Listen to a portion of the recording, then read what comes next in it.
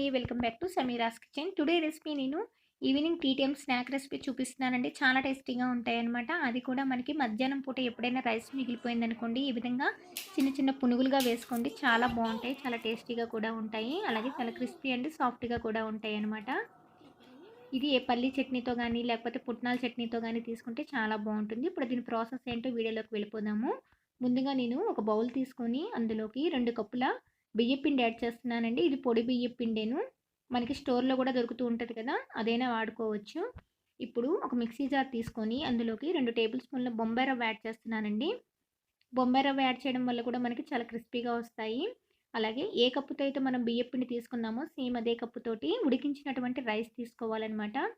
అది ఒక cup add చేస్తున్నాను. సేమ్ అదే కప్పుతోటి ఒక కప్పు వాటర్ కూడా యాడ్ చేసుకోవాలి.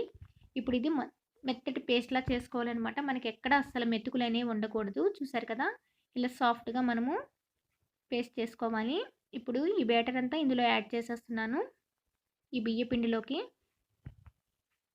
ఇప్పుడు మనము ఇదంతా మొత్తం మనం పునుగుల్లాగా బ్యాటర్ వచ్చేలాగా కలుపుకోవాలనమాట. మనకి పునుగులకి బ్యాటర్ ఎలా కలుపుకుంటామో సేమ్ అలాగే ఉండాలి కన్సిస్టెన్సీ. ఇప్పుడు వాటర్ యాడ్ చేసుకుంటూ మనము ప్రిపేర్ చేసుకోవాలి డౌని. చూసారు కదా! నేను ఒక కప్పు వాటర్ తీసుకున్నాను.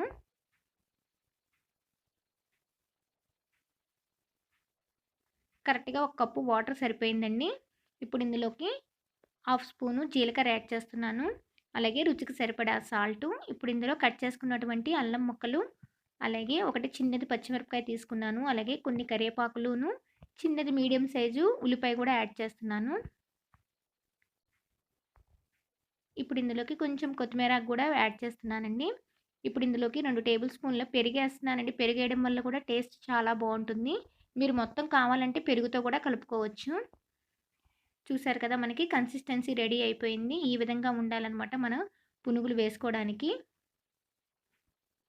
నేను ఆల్రెడీ స్టవ్ వెలిగించుకొని ఆయిల్ హీట్ చేసి పెట్టానండి. ఇప్పుడు ఈ ఆయిల్‌లో మనము వేసేసుకోవడమేనే చిన్న చిన్న బాల్స్ లాగాను. అంతే, చాలా సింపుల్ అండ్ ఈజీ కదండీ! ఎప్పుడైనా మీకు రైస్ మిగిలిపోయి ఉందనుకోండి, ఈ విధంగా చేసి చూడండి. చాలా బావుంటాయన్నమాట. చాలా క్రిస్పీ అండ్ సాఫ్ట్‌గా కూడా ఉంటాయి. అది కూడా మనము మీడియం ఫ్లేమ్‌లో పెట్టుకొని రెండు వైపులా టర్న్ చేసుకుంటూ ఫ్రై చేసుకోవాలి. మనం అలా ఫ్రై చేస్తూ ఉండడం వల్ల నాలుగు వైపులా చక్కగా ఫ్రై అయితాయి. చూసారు కదా! మనకి ఫ్రై అయిపోతున్నాయి. మనకి జస్ట్ గోల్డెన్ బ్రౌన్ కలర్ వచ్చేంత వరకు ఫ్రై చేసుకుంటే సరిపోతుంది. చూసారు కదా! ఫ్రై అయిపోయాయి కదా! వీటిని ఇప్పుడు నేను వేరే ప్లేట్‌లోకి తీసేస్తున్నాను. మనము ఏ చట్నీతో తీసుకున్నా చాలా టేస్టీగా ఉంటుంది. ఈ రెసిపీ గాని మీకు నచ్చినట్లయితే ప్లీజ్ లైక్ చేయండి, షేర్ చేయండి. ప్లీజ్ సబ్స్క్రైబ్ చేసుకోండి మన ఛానల్‌ని. Thanks for watching.